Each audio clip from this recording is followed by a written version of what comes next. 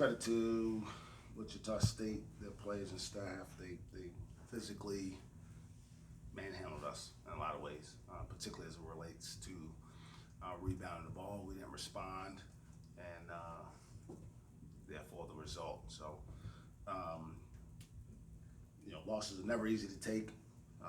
Certainly, this one is probably, I would say, more difficult. Just the way the game went is more disappointing than anything. But I got a locker room full of kids who have pretty damn good character, who feel pretty confident in will respond with a few days to kind of get our minds around this, and we'll be better moving forward.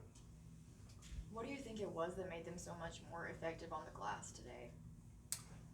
I think they pursued the basketball more aggressively than we did.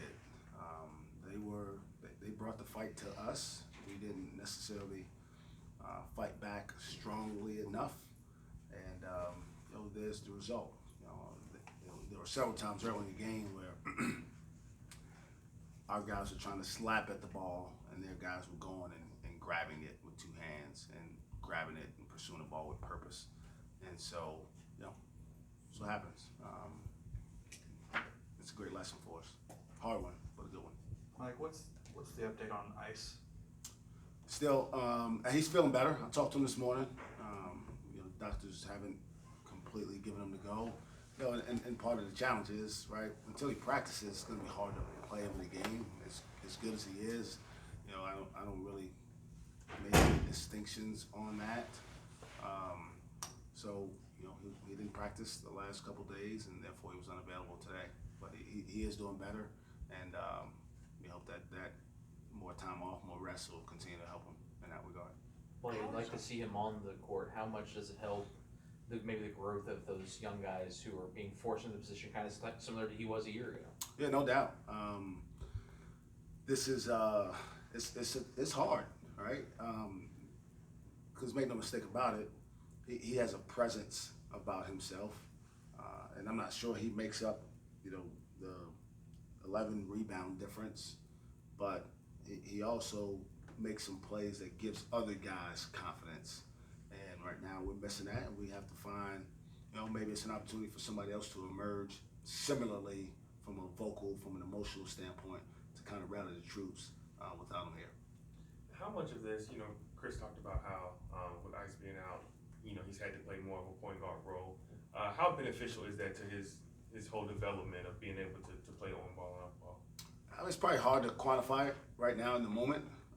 I think it'll probably be later on where we'll say, man, it certainly was good to have that experience now, but I can't see it now. I mean, it's a struggle for us to have consistency and great flow, and he sets the tone for us both ways. He's probably one of the better two-way guards, in my opinion, in the country. And so, these other guys they just haven't been through it enough.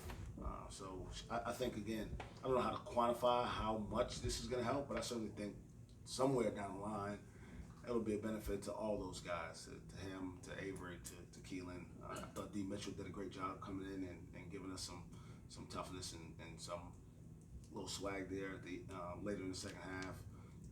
So, we'll see. How much of the rebounding struggles can be attributed to your getting in some foul trouble again today? Yeah, I'm sure some of it does. I think it was more that they were just more physical than we were. I mean, I'm not gonna make excuses or anything. I mean, they came in here and they took the fight to us on the glass, plain and simple. And credit to them, but it's an opportunity for us to figure out. It's not going to be the most physical team, I don't think, that we face. But there'll be some teams in the Big 12 that can throw some challenges to us on the glass as well. So, again, maybe an opportunity to learn now something that can help us later on in the season. He had more points tonight, but this is the second straight game that yours been in foul trouble and hadn't really been a factor on the boards. With how he plays in regards to trying to get blocks, is there a way to kind of get him to understand where that line is to try not to cross it, or is it just depending on the officiating crew you get each night? I don't necessarily want to get into officiating. That's always tricky. I thought he had passed that, to be perfectly honest. It's kind of been a step back for him here in the last couple games because all of his fouls weren't just trying to block shots. You know, some of them were just being out of position and fouling unnecessarily. So, you know, the truth of the matter is that's my job, is to make sure that he learns that and gets better at it.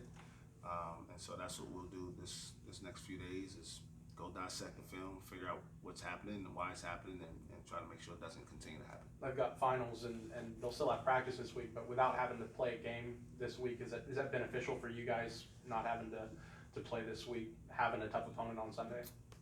Certainly rather go in the finals off a win. So getting our butts kicked today at home, listen, to me the season is the same. You know, we have finals are part of it, so we'll give our guys some time to make sure that they are able to study as much as they need to. We'll give them the space that they need to do as well as they can. But, you know, we need to find time to practice and get better. This is clearly a team that, you know, a week ago today, people felt like maybe we had arrived, and obviously that's not the case. We got to get back to the drawing board. There's a lot of room for growth for this team. Why did you go with D. Mitchell so much? What has he done lately to kind of get that opportunity? D brings great toughness and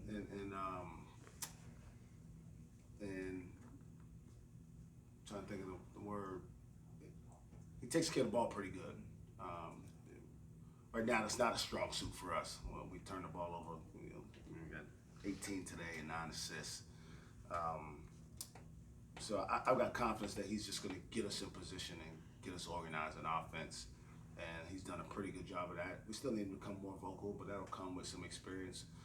But I have confidence in him and his ability to help us. He works hard in practice. And, you know, if he continues to do that, maybe he'll continue to play, and his role maybe can grow within the season.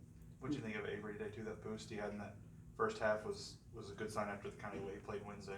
Yeah, just trying to find consistency, you know, for him. I'll go back and review the film to see exactly where those things are, but you know, that's the whole key to freshmen, is not trying to do too much. And sometimes you can find him trying to do too much. Even some of his fouls are unnecessary. You know, the truth is, at this level of college basketball, you're not going to just take the ball from people very often.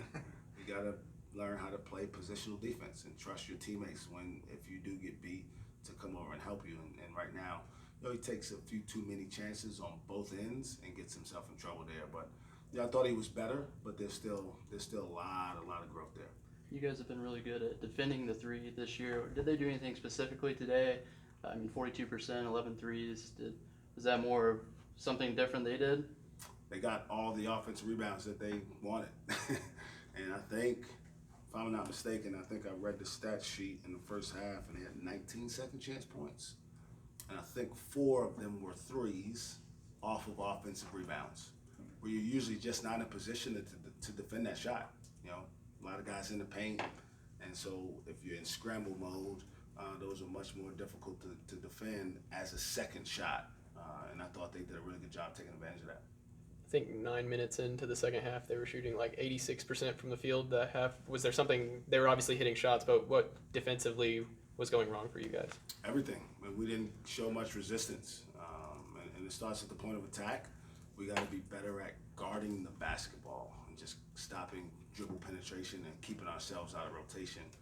Because a team like that gets some confidence and can space the floor like they do, they wind up shooting a really, really high percentage. I mean, I think if they don't go 1 for like their last 12, this thing looks really, really bad here on this final stat sheet. But I credit our guys for continuing to play hard. You know, we continue to give great effort. We didn't execute very well at all, and that's our job as coaches to get that right. Obviously, everyone thinks about Ice's offense, but how much is the defense struggling because he's not out there? You don't have that big-bodied point guard that you're used to. Yeah, I mean, I think it gets overlooked a lot.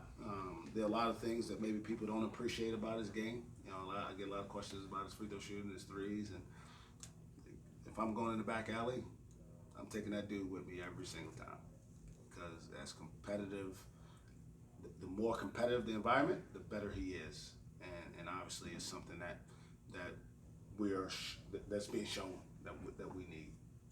Whatever. 2-man game going with Lindy and Hitty there for a little. What did you like about that? That was working Yeah, with I that? thought the way they defend ball screens, they don't really bring their bigs out on the floor. They kind of protect the paint a little bit more and hit his skill level, being able to step outside and shoot from the perimeter was something I thought we maybe could take advantage of. I need him to think like me, that he's a really good shooter and that he needs to shoot shots when he's open. He made one, but he also passed on a couple that I thought he maybe should have took.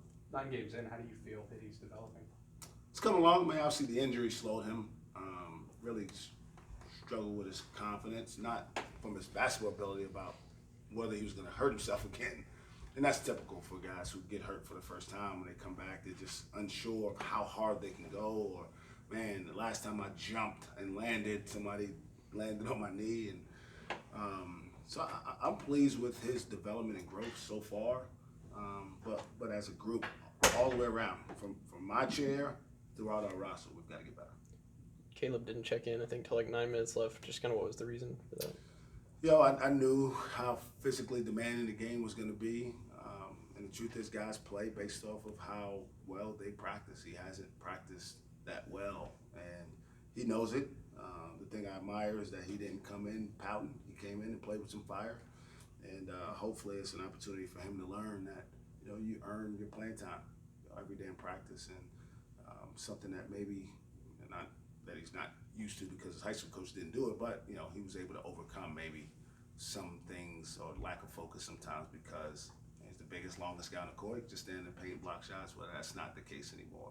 So the attention to detail is something that he's got to continue to grow with. How did you guys respond in practice the last couple days coming off their first loss?